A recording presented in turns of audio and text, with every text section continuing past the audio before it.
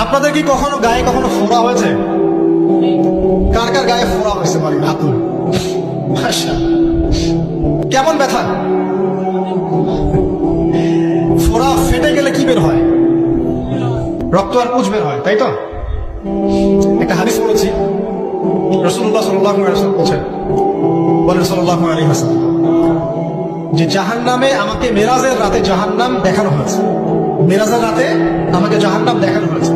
তো সেখানে আমি দেখলাম যে কিছু মানুষকে এই জাহান্নামীদের রক্ত আর পুঁজ খেতে দেওয়া হচ্ছে।